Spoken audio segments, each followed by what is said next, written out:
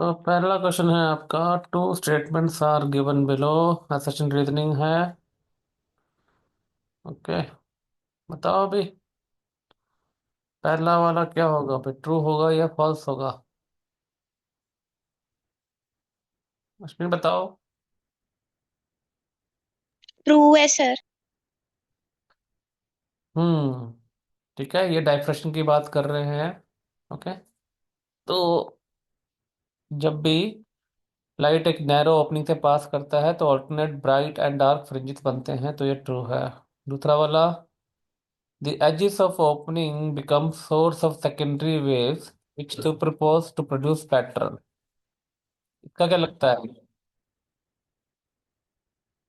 ये आपका फॉल्स है। रीजन है कि जब डायफ्रैक्शन में एक स्लिट से लाइट पास करती है ना, तो स्लिट का हर point, every point act like a source. तो यहाँ से न्यूज, ठीक है, सोर्स ऑफ लाइट इमर्ज होती है तुम्हारी। ओके। सिर्फ एज नहीं होता है, ये सिर्फ एज की बात कर रहा है, मतलब ये एजिस की बात कर रहा है, जबकि every point of the slit act like a source. Okay. तो ये फॉल्स है। तो first true, second false. Next question.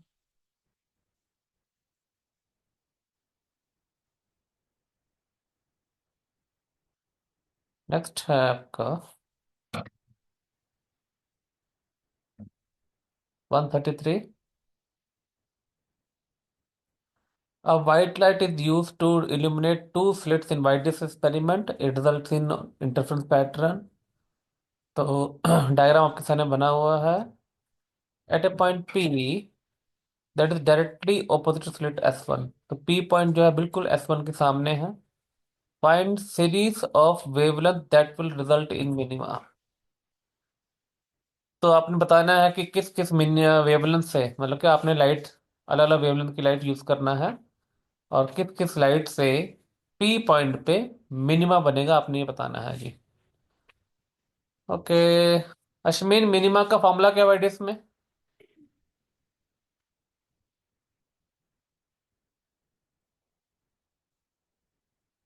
क्या formula minima? Sir n lambda. वो तो मैक्सिमा का है यार। मिनिमा का क्या है? n+1 होगा सर फिर। नहीं, क्या भूल गए? 2n-1 lambda D by D, ठीक है, यही था ना? ओके। हाँ, ये है, ठीक है। Okay.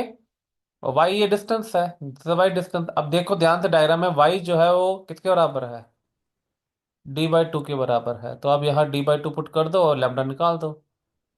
D by two equal to 2n-1 lambda D by T. तो यहाँ से आप लैम्डा का फॉर्मूला बनाओ, क्योंकि लैम्डा ही चाहिए हमें। तो यहाँ से लैम्डा का फॉर्मूला बन जाएगा d² by 2 into 2n-1। D ऊपर गया और नीचे आ गया, डी भी नीचे आ गया जी, लो भी। ठीक है, अभी ये फॉर्मूला बनेगा। तो अभी क्या करना है आपने? एन की वैल्यू पुट कर दो, 1 2 3। देखो, अगर आप एन की वैल्यू 1 पुट करते हो इस फॉर्मूले में, तो हमारे पास क्या आ जाएगा? d² bye 1 2। d² बाय कितना आएगा यार? 2d, right.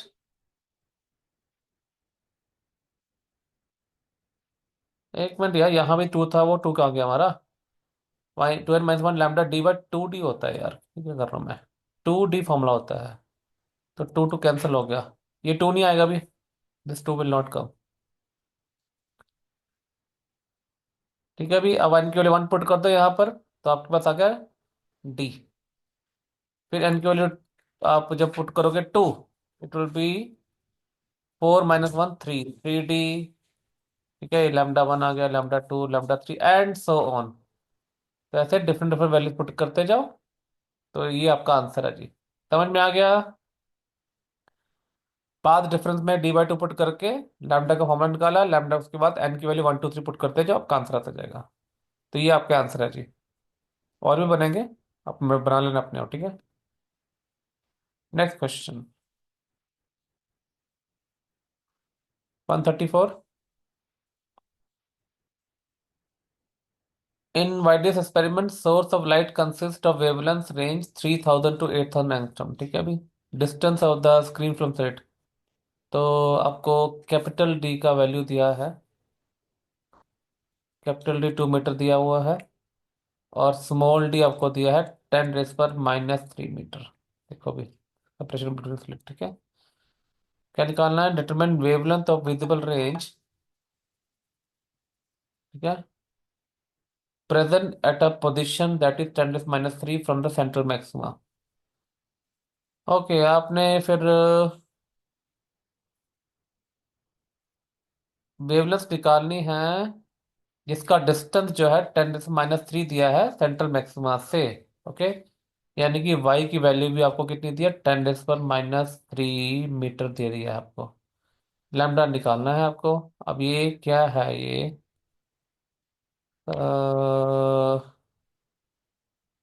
फॉर्मूला किसका लगाएंगे अभी? मिनिमा का या मैक्सिमा का?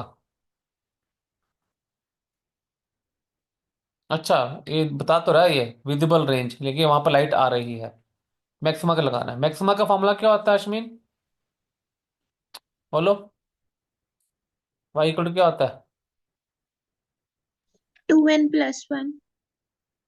तू उल्टा क्यों बोल रही है? ऊपर तूने जब मैंने पूछा डार्क का तो नहीं तूने ये बोल दिया। अब मैं ब्राइट का पूछ रहा तू उल्टा डार्क का बोल जा रही है? फॉर्मूले याद कर ले अच्छी तरह।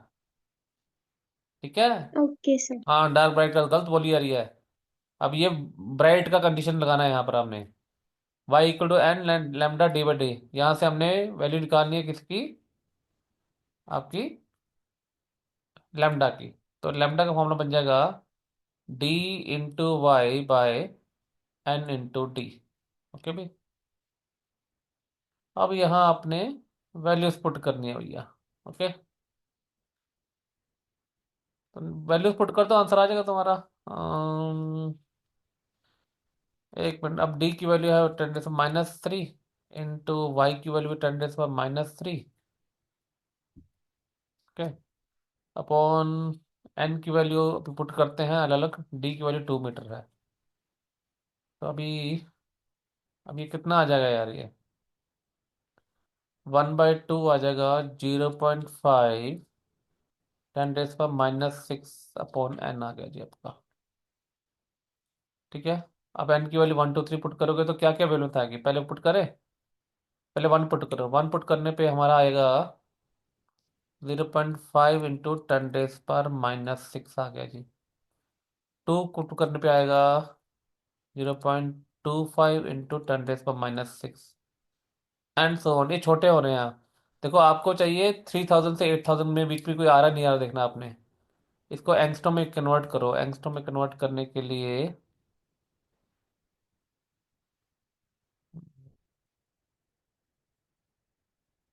एक मिनट, इसको एंगस्ट्रॉम में कन्वर्ट करो भाई। Lambda equal to 0.5 × 10⁻⁻6 into 10⁻⁻10 metre है ना? सॉरी, 10 माइनस थोड़ा आएगा, प्लस आएगा। प्लस 10 आएगा क्योंकि 1 मीटर में 10⁻10 एंगस्ट्रॉम होते हैं हमारे। ठीक है, तो ये आ जाएगा लैम्डा इक्वल टू आगे 0.5 जो 10⁻4। तो ये आ गया लैम्डा इक्वल टू 5000 एंगस्ट्रॉम। देखो अभी ये वाला जो है इस रेंज में लाई कर रहा है। ओके, ये तो आ जाएगा। दूसरा वाला मेरे ख्याल से आ जाएगा 2500 आ जाएगा। दूसरा वाला 2500 आएगा, और आगे आगे कम होते जाएगा। तो ये 2500 तो इस रेंज से बाहर जा रहा है। तो आपका आंसर जो है वो आएगा ये वाला।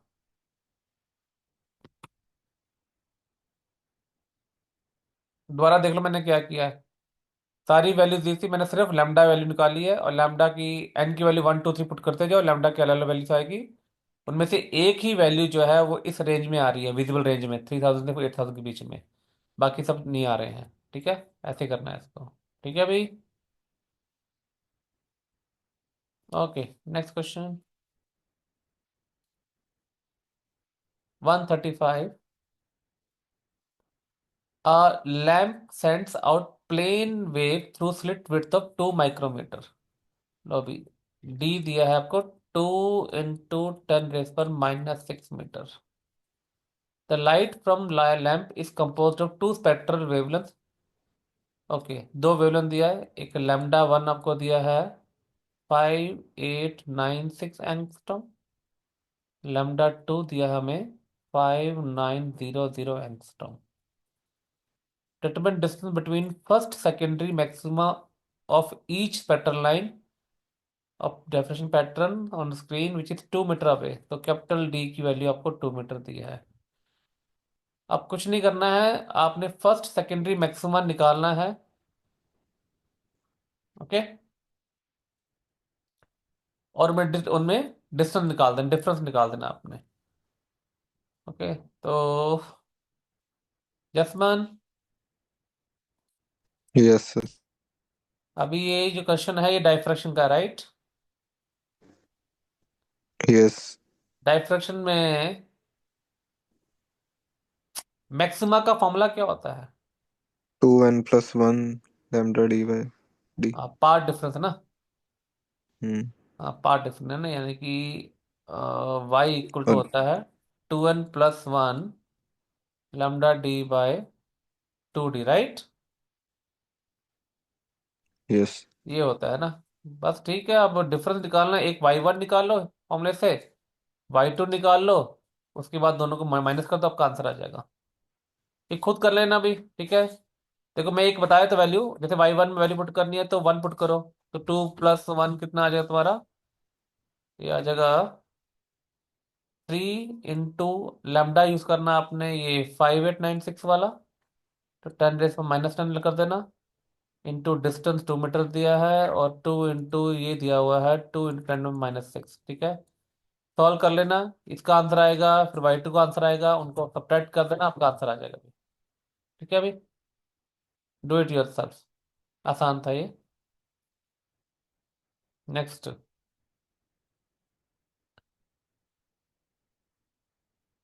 पैराग्राफ दिया है। चलो ये तो हमें पता ही है, इलेक्ट्रोमैग्नेटिक स्पेक्ट्रम हमें पता ही है। ये क्वेश्चन पे आते हैं हम लोग, ठीक है। थोड़ा सा मैं इसको ना,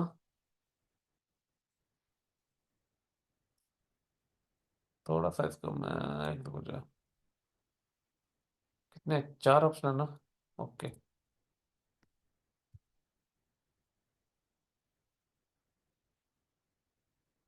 ये इनकी वेवलेंथ दी है आपको, ठीक है।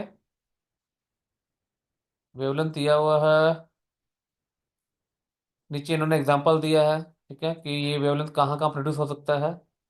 तो पहला क्वेश्चन है, पढ़ो क्या लिखा हुआ है। If spacing of atoms in crystal is order of few angstrom, then can visible light wave be used to study arrangement of atoms in crystal? Atom के बीच में क्रिस्टल में जो एटम्स है उनके बीच में जो स्पेसिंग है वो कहते हैं एंगस्ट्रॉम में है। एंगस्ट्रॉम मतलब कि 10⁻⁻10 के ऑर्डर में डिस्टेंस का डिस्टेंस दिया हुआ है। तो उसको स्टडी करने के लिए वो पूछते हैं क्या आप विजिबल लाइट वेव यूज कर सकते हो? No. Ashmi, visible light wave का वेवलेंथ कितना है? 5 × 10⁻⁻⁻। -6। अब ये 10⁻⁻10 से बड़ा है या छोटा है? बड़ा सर। हाँ, बहुत बड़ा है, ठीक है। तो ये तो एटम के बीच में जाएगा ही नहीं है, उसके बीच में जाएगा नहीं, तो you can not study. Okay, तो आप बोलोगे इट इज नॉट पॉसिबल। ठीक है, क्योंकि वो जो विजिबल वाला वे है ना, लाइट है, वो एटम के स्पेस के बीच में एंटर कर ही नहीं सकता है, तो उसको स्टडी कैसे करेगा? ओके, तो पहले का आंसर जो है वो नो होगा जी। क्लियर है अभी? दूसरा है, एक मिनट मिलो। सेकंड है, identify the waves that are most suitable for studying arrangement of atom crystal. तो अगर लाइट वेव नहीं यूज कर सकते, कौन सा यूज कर सकते हो बताओ अभी? Gamma rays and X ray. Gamma, gamma बहुत छोटा हो जाएगा यार। एक्सरे ठीक है, एक्सरे कंपेरेबल है, ठीक है। ओके। आपने सर ऐसे डायफ्रैक्शन में पढ़ा वैसे होगा। गामा रेज क्यों नहीं? अब बताता हूँ। देखो, एक मिनट होल्ड कर देना। हाँ, सुनो। क्योंकि डाइफ्रैक्शन में ये कंडीशन है, आपने पढ़ा होगा कि diffraction is prominent when the size of slit is comparable to wavelength of light. पढ़ा ना आपने? Yes sir. हाँ, तो गामा रे तो बहुत ही छोटा हो गया, 100 गुना छोटा है, 100 टाइम छोटा। तो क्या होगा, गामा रे सीधा निकल जाएगा। वो जो गैप होगा ना एटम के बीच में, उनमें से सीधा ही निकल जाएगा, वो डाइफ्रैक्ट होगा ही नहीं। या डाइफ्रैक्ट ही नहीं होगा तो फिर आप स्टडी कैसे करोगे? समझ आ गया? ओके। अब ट्रू फॉल्स आ जाओ भी। पहला बोल रहा है कि both a clap sound and a radio electromagnetic wave can be heard or received around the corner of building। हाँ, ट्रू है जी। ठीक है। क्यों? क्योंकि बिल्डिंग का जो साइज होता है, बिल्डिंग की जो विड्थ होती है, जो भी होता है, ठीक है, वो साउंड वेव और रेडियो वेव के कंपैरेबल होता है, उनकी वेवलेंथ के बराबर होता है। इसलिए वो डाइफ्रेक्ट होता है, तो आपको सुन सकता है। ओके। डाइफ्रेक्शन जरूरी है। ऐसे क्वेश्चन में आपने हमेशा ये देखना है, क्या ऑप्टिकल का साइज या अपर्चर का साइज वेवलेंथ के कंपैरेबल है या नहीं है, आपने यही चेक करना होता है। ठीक है। तो पहला ट्रू है। दूसरा है, in a single slit diffraction arrangement how would the image on screen appear in case wavelength of incident light is much less than aperture D. ले वही चीज आ गई जी। जसमन के बताओ क्या होगा? सीधा निकल जाएगा और बस सामने भी ये बन जाएगी। लाइट आ जाएगी, सिंपल सी बात है ना। लाइट बैंड ही नहीं होनी है, लाइट सीधी निकल जाएगी ऐसे करके, और पूरा यहाँ पर रोशनी रोशनी आ जाएगा। क्लियर है? फ्रिंजिस नहीं बनेंगे। बस सिंपल सा आपने टॉर्च मारा, सीधी स्क्रीन पे लाइट जा रही है बस। ठीक है, there will be no fringes, interference pattern नहीं बनेंगे। ओके जी। लो अभी, ये भी हो गया। 137। ये डायग्राम तो आपका डाइफ्रेक्शन का डायग्राम है। ठीक है। तो देखो यहाँ पे इन्होंने क्या लिखा हुआ है। ये क्या चीज शो किया हो अभी? ये हमारा क्या है? ये है हमारा फर्स्ट सेकेंडरी मिनिमा है। ये क्या है? सेकंड सेकेंडरी मिनिमा है। मिनिमास का दिया हुआ कंडीशन है, ठीक है। These are the minimas condition. Okay जी। ओके, अब क्वेश्चन क्या पूछा है? Determine the ratio of width of central bright maximum to width of second secondary maximum above it. ये तो हो जाएगा, कर लोगे भी। ये तो सर वो 2:1 नहीं था? हाँ, वही 2:1 वो है, डेरिवेशन है। अच्छा। डेरिवेशन है ना? डेरिवेशन है अभी। मैंने क्लास में काफी बार कराया हुआ है, ठीक है, कि प्रूव करो जी सेकेंडरी तो का एक विड्थ बार जो कल है। फिर करवा दोगे? हाँ जी। कल एक बार फिर करवा दोगे? कल मैं अभी करवा देता हूँ। अक्षित है। हाँ जी सर। अक्षित देखो, ध्यान से देख जरा। मैं एक लाइन खींचने वाला हूँ, उस लाइन को ध्यान से नजर देखना, ठीक है? क्लियर? दिख रहा है तेरे को ये? Yes sir. ये जो एंगल बनेगा अक्षित बीच में, ये जो एंगल बन रहा है ना, थीटा, ये वाला, ये क्या देगा मालूम आपको? ये देगा आपको angular width. Half half half देगा, हाफ। ठीक है। Half angular width. हाँ, तो थीटा इक्वल तो इसका जो होता है वो होता है लैम्डा बाई ए के बराबर होता है। ओके। Yes sir. हाँ। अब अगर तू इसको भी ज्वाइन कर देगा, नीचे वाले को भी ज्वाइन कर देगा, ये देख। अब दोनों ऊपर नीचे दोनों फर्स्ट सेकेंडरी मिनिमम को ज्वाइन कर दिया। एंगल टू कितना हो गया, लैम्डा डबल बाई हो ए गया ना? हो गया। हाँ, तो 2 टाइम्स हो यस गया, सर। लो आ गया सेंट्रल ब्राइट का। ठीक है। ओके। तो ये हाँ। डेरिवेशन थी। हाँ, ऐसे ही करना, डायग्राम बना के ऐसे प्रूव कर देना, देख लेना, समझ में आ जाएगा तेरे को। ठीक है। ओके। हम्म। तो सेकेंड सेकेंडरी का जो लैम्डा बाई आधा हाफ हो जाता है। ठीक है। ओके, नेक्स्ट है, what is sine of angle at which secondary से maxima is produced above central maxima. बताओ अभी साइन ऑफ एंगल क्या होता है?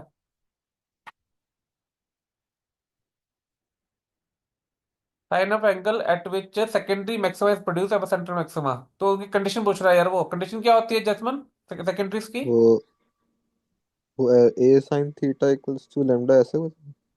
ना ना ना, 2n+1 अच्छा, कंडीशन वो two n lambda plus by D है ना। टू डी नहीं है। 2d, डी भी आएगा फिर हमारा, ये आता है ठीक है। ये कंडीशन होती है। ये कंडीशन लगा देना, एन की वैल्यू पुट करते जाओ, आपका आंसर आता जाएगा तुम्हारा। ओके,